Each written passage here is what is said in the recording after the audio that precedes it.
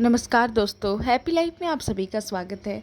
आज हम बात करेंगे कि ट्विन फ्लेम इस दुनिया में क्यों आते हैं, ट्विन फ्लेम का जन्म क्यों होता है, उनका सोल पर्पस क्या होता है और ये भी जानेंगे कि क्या ट्विन फ्लेम सबके होते हैं या केवल किसी किसी के होते हैं।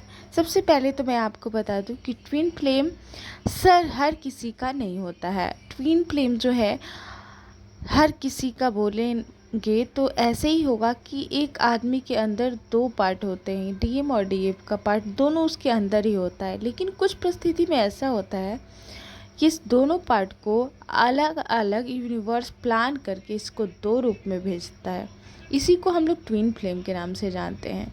एक ही आत्मा के दो पार्ट को ट्विन फ्लेम कहते हैं।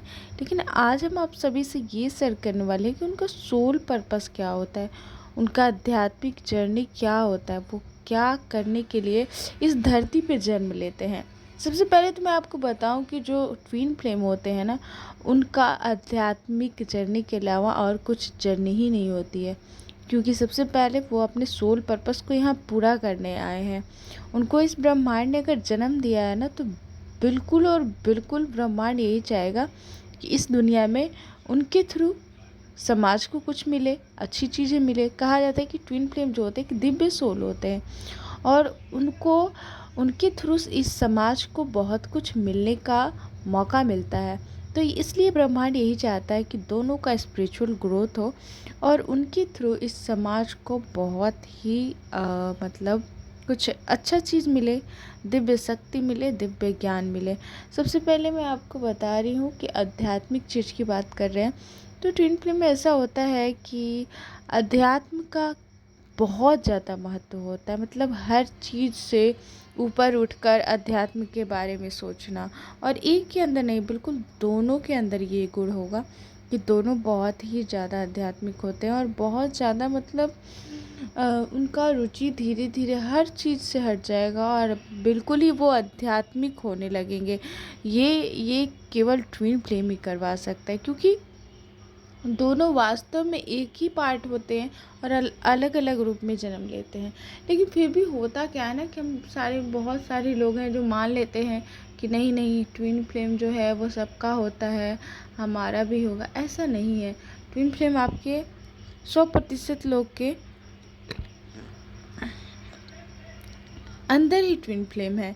बाकी 100% नहीं, 95% लोग के ट्विन फ्लेम जो है ना वो उनके अंदर ही है। लेकिन 5% केस ऐसा 3D में भी देखा जाता है कि वो जो दिव्य सोल है ना, उनको दो पार्ट में डिवाइड कर दिया जाता है, ताकि दो पार्ट में डिवाइड होकर वो अपने कर्मा को काफ़ी जल्दी और काफ़ी आसानी से पूरी कर पाए।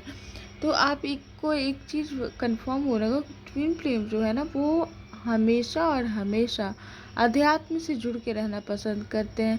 उनको ब्रह्मांड से जुड़ के रहना पसंद होगा। वो चाहे कितना भी आप सुख सुविधाएं दे दे, उनको नेचुरल जगह पसंद होगा, उनको नेचर के साथ रहना पसंद होगा। यानी कुल मिलाकर ना एक अलग ही सादगी दिखती है।